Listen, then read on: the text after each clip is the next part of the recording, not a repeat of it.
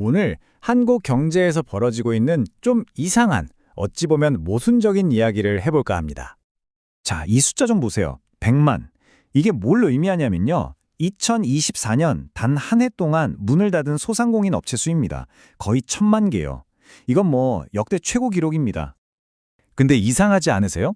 이렇게나 많은 가게들이 망해가고 있는데 또 한편에서는 역대 최고치로 새로운 가게들이 문을 열고 있다는 겁니다. 이게 대체 무슨 상황일까요?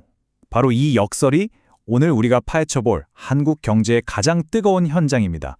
자, 한번 들어가 보시죠. 이 미스터리를 풀려면요, 딱 두 가지를 알아야 합니다. 첫째, 도대체 누가 이 사업들을 시작하는가? 그리고 둘째, 이게 더 중요한데 왜 시작하는가? 그 이유를 들여다봐야 해요. 자, 한국의 전체 노동시장을 한번 볼게요. 대부분은, 그러니까 약 2100만 명은 회사에서 월급을 받는 임금 근로자예요. 그런데 오늘 이야기의 진짜 주인공은 바로 이분들입니다. 약 600만 명에 달하는 비임금 근로자, 그러니까 우리가 흔히 말하는 자영업자 그룹이죠. 지금 한국 노동시장에서는요, 거대한 인부의 파도가 밀려오고 있습니다.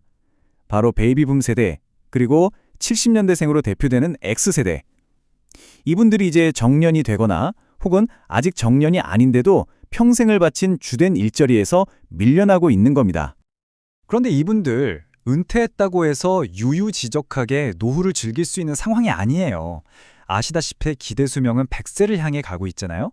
앞으로 살아갈 날이 창창한데 돈은 계속 벌어야죠. 근데 막상 재취업 시장에 나가보면 갈 곳이 마땅치 않은 겁니다. 그래서 어쩔 수 없이 정말 선택의 여지가 없어서 창업 시장으로 내몰리게 되는 거죠. 이걸 바로 비자발적 창업이라고 부릅니다.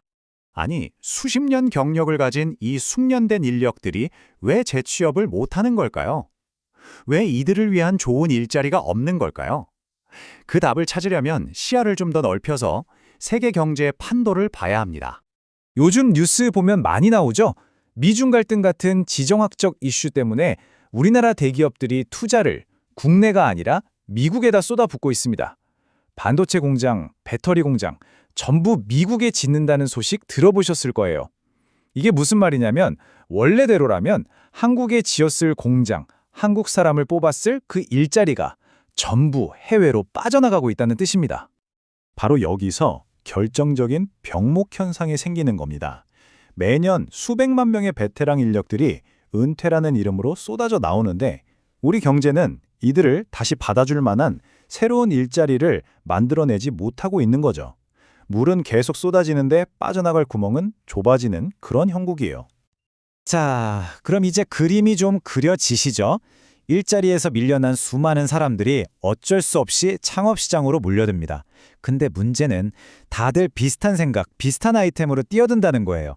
치킨집, 카페, 김밥집, 이렇게 되면 과연 어떤 일이 벌어질까요? 아주 간단한 비유를 한번 들어볼게요. 여기 어떤 동네가 있어요. 이 동네에는 김밥집이 딱 3군데 있습니다. 그래서 이 3가게가 한 달에 600만 원이라는 동네 김밥 시장을 사이좋게 200만 원씩 나눠 갖고 있다고 한번 쳐보죠. 바로 그때 얼마 전에 은퇴하신 분이 이 동네에 4번째 김밥집을 새로 차린 겁니다. 근데 중요한 건 뭐죠? 동네 사람들이 갑자기 김밥을 더 많이 사 먹진 않는다는 거죠. 즉, 시장의 총 크기, 이 600만 원짜리 파이는 그대로라는 겁니다. 결과는 뻔하죠. 600만 원짜리 파이를 이제 4명이서 나눠 먹어야 하는 겁니다. 기존 가게 사장님들 매출은 200만 원에서 150만 원으로 뚝 떨어지고 새로 들어온 사장님도 150만 원밖에 못 벌어요. 이 간단한 김밥집 이야기가 바로 지금 대한민국 자영업 시장에서 벌어지고 있는 일의 정확한 축소판입니다. 그래서 한 전문가가 이런 상황을 두고 아주 뼈아픈 말을 했어요. 이건 폐업을 예고한 창업이라고요. 왜냐? 시장은 이미 꽉 차서 더 커지지도 않는데 자꾸만 새로운 경쟁자가 들어오니까 이건 뭐 시작부터 실패가 예정된 게임이라는 거죠. 자, 이렇게 동네 김밥집들은 서로 피 터지게 싸우면서 힘들어하고 있는데 과연 큰 돈들은 어디로 가고 있을까요? 소위 말하는 스마트머니는 이런 동네 상권이 아니라 전혀 다른 곳을 보고 있습니다. 시야를 확 넓혀서 글로벌 자산 시장으로 한번 가보시죠. 2026년까지 돈이 어디로 흘러갈지 예측하려면 먼저 자산의 종류를 딱 2가지로 나눠서 생각해야 편해요. 하나는 변동성은 적지만 내 돈을 안전하게 지켜주는 안전자산, 금이나 채권 같은 것들이죠. 다른 하나는 변동성이 커서 위험하지만 한 방을 노릴 수 있는 위험자산, 바로 주식이나 비트코인 같은 것들입니다. 여기 아주 재밌는 비유가 있어요. 잠옷 입던 비트코인이 이제 톡시도를 입었다. 이게 무슨 뜻일까요? 예전에는 비트코인 하면 그냥 일부 괴짜들이나 하는 좀 격식 없는 투자처 같은 느낌이었잖아요. 잠옷 입은 것처럼요. 근데 이젠 아니라는 겁니다. 월스트리트의 펀드 매니저들이 빼입는 턱시도처럼 제도권 금융의 정식 파트너로 인정받고 있다는 얘기죠.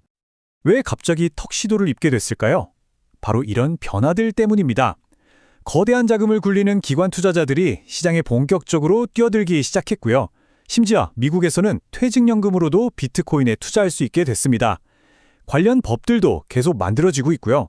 물론 여전히 리스크는 크지만 더 이상 무시할 수 없는 금융자산이 된 것만은 분명해 보입니다. 자, 그래서 핵심이 뭐냐? 앞으로 경기가 풀리면서 시장에 돈이 많이 돌게 되는 이른바 유동성 장세가 올 것으로 많은 전문가들이 보고 있습니다. 그럼 이 풀린 돈들이 어디로 갈까요? 네, 바로 주식이나 암호화폐 같은 위험자산으로 쏠릴 가능성이 크다는 겁니다. 물론 오르락내리락 하댔지만 큰 흐름은 그쪽을 향할 거라는 예측이 우세한 거죠. 자, 그럼 다시 우리 동네 김밥집 사장님들 이야기로 돌아와 보겠습니다. 이렇게 어려운 현실 속에서 과연 살아남을 방법은 없는 걸까요? 어떤 길이 있을까요? 해법은 크게 두 가지 측면에서 찾아야 합니다. 먼저 개인 차원에서는요, 무작정 뛰어드는 게 아니라 준비된 창업을 해야 합니다. 내가 하려는 업종에서 직접 아르바이트라도 해보면서 정말 맨몸으로 부딪혀봐야 한다는 거죠. 그리고 정부는 뭘 해야 할까요? 그냥 창업 자금만 대줄 게 아니라 어떤 시장이 포화 상태고 어떤 시장에 기회가 있는지 정확한 데이터와 컨설팅을 제공해서 실패할 확률이 적은 곳으로 예비 창업자들을 안내해줘야 합니다. 결국 이 문제는 단지 한국만의 이야기가 아닙니다. 전 세계 모든 나라가 직면한 숙제죠.